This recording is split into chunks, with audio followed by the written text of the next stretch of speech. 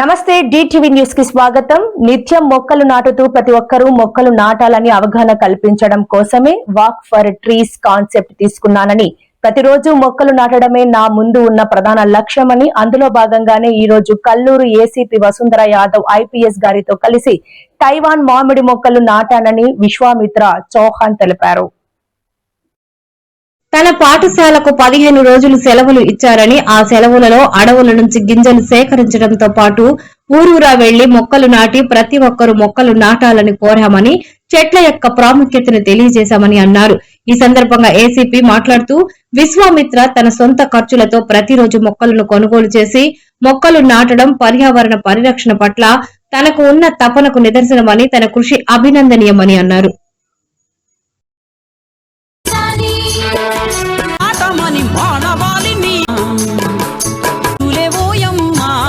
గొప్ప శక్తులే మాయమ్మా, అవి మొక్కలు కావమ్మా.